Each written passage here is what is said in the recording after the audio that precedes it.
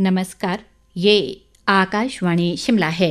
अब आप प्रभा शर्मा से प्रादेशिक समाचार सुनिए। विधानसभा अध्यक्ष कुलदीप सिंह पठानिया ने विधानसभा सदस्यता से इस्तीफा देने वाले तीनों निर्दलीय विधायकों के इस्तीफे आज मंजूर कर दिए। इसी के साथ इन विधायकों की विधानसभा सदस्यता खत्म हो गई है। जिन 3 निर्दलीय विधायकों के इस्तीफे मंजूर किए गए हैं उनमें कांगड़ा के देहरा से होशियार सिंह, सोलन के नालागढ़ विधानसभा क्षेत्र से केएल ठाकुर और हमीरपुर विधानसभा क्षेत्र से आशीष शर्मा शामिल हैं। विधानसभा अध्यक्ष ने इन तीनों निर्दलीय विधायकों के इस्तीफे मंजूर करने की घोषणा करते हुए कहा कि उन्होंने पूरी जांच के बाद ये निर्णय सुनाया है और अब ये तीनों विधायक सदन के सदस्य नहीं हैं। उन्होंने कहा कि इन निर्दलीय विधायकों को दल बदल कानून के तहत अयोग्य करार नहीं दिया गया है, बल्कि उनके इस्तीफे स्वीकार किए गए हैं। हालांकि उनके खिलाफ कांग्रेस के जगत सिंह नेगी द्वारा दल बदल कानून के तहत दायर याचिका अभी लंबित है। गौरतलब है कि इन 3 निर्दलीय विधायकों ने 22 मार्च को विधानसभा की सदस्यता से इस्तीफा दे दिया था और 23 मार्च को इन तीनों विधायकों ने भाजपा में शामिल होने की घोषणा की थी। हालांकि विधानसभा अध्यक्ष ने इनके इस्तीफे तत्काल स्वीकार नहीं किए। इस पर पहले इन तीनों निर्दलीय विधायकों ने विधानसभा परिसर में ही धरना प्रदर्शन किया और बाद में हाईकोर्ट में ही इस मामले को ले गए। हाईकोर्ट में इस मामले पर 2 न्यायाधीशों की खंडपीठ में फैसले पर सहमति नहीं बन पाई। इस पर यह मामला तीसरे न्यायाधीश को विचार के लिए भेजा गया है, जिस पर अभी फैसला आना बाकी है।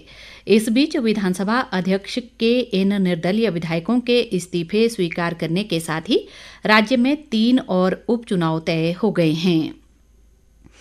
प्रदेश में 1 जून को हुए लोकसभा चुनाव और विधानसभा की 6 सीटों के लिए उपचुनाव की मतगणना की सभी तैयारियां पूरी कर ली गई हैं। मतगणना कल 4 जून को सुबह 8 बजे से शुरू होगी। लोकसभा के लिए पड़े वोटों की गिनती के लिए कुल 74 मतगणना केंद्र प्रदेश भर में विभिन्न स्थानों पर बनाए गए हैं। 6 विधानसभा क्षेत्रों में उपचुनाव के लिए कुल 6 मतगणना केंद्र स्थापित किए गए हैं। सुचारू और सुव्यवस्थित मतगणना के लिए निर्वाचन विभाग ने 3140 कर्मियों को लोकसभा चुनाव की मतगणना के कार्य में लगाया है, जबकि 6 विधानसभा उपचुनाव के लिए 240 कर्मी मतगणना का कार्य करेंगे। मतदान के बाद ईवीएम को स्ट्रांग रूम में केंद्रीय सुरक्षा बलों की निगरानी में रखा गया है। मतगणना से पहले आज मतगणना का पूर्वाभ्यास भी किया गया। मुख्य निर्वाचन अधिकारी मनीष गर्ग ने बताया कि निर्वाचन अधिकारियों और जिला निर्वाचन अधिकारियों को चुनाव परिणामों की जानकारी आम लोगों को उपयुक्त माध्यम से प्रदान करने के निर्देश दिए गए हैं। प्रदेश में कल लोकसभा और 6 विधानसभा उपचुनाव के लिए होने वाली मतगणना में कुल 62 उम्मीदवारों के राजनीतिक भविष्य का फैसला होगा। इनमें से 37 उम्मीदवार लोकसभा चुनाव जबकि 25 उम्मीदवार विधानसभा के उपचुनाव लड़ रहे हैं।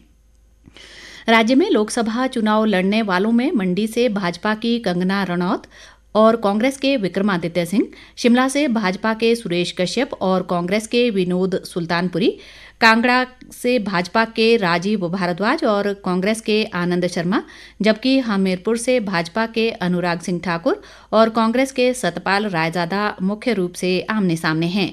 6 विधानसभा क्षेत्रों में हुए उपचुनाव में भाजपा ने कांग्रेस के सभी 6 बागी व अयोग्य करार दिए गए विधायकों को अपना उम्मीदवार बनाया है। इनमें धर्मशाला से सुधीर शर्मा, सुजानपुर से राजेंद्र राणा, बड़सर से इंद्रदत्त लखनपाल, लाहौल स्पीति से रवि ठाकुर, कुटलैहड़ से देवेंद्र भुट्टो और गगरेट से चैतन्य शर्मा शामिल हैं। लोकसभा व विधानसभा उपचुनाव में मुख्य मुकाबला कांग्रेस और भाजपा के बीच है।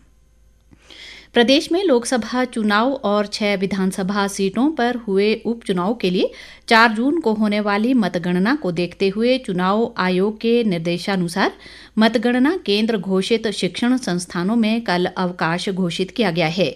कांगड़ा संसदीय क्षेत्र के तहत आने वाले शाहपुर, नगरोटा, कांगड़ा और धर्मशाला निर्वाचन क्षेत्रों की मतगणना राजकीय महाविद्यालय धर्मशाला में की जाएगी। इसके अलावा धर्मशाला विधानसभा उपचुनाव की मतगणना भी इसी कॉलेज परिसर में होगी।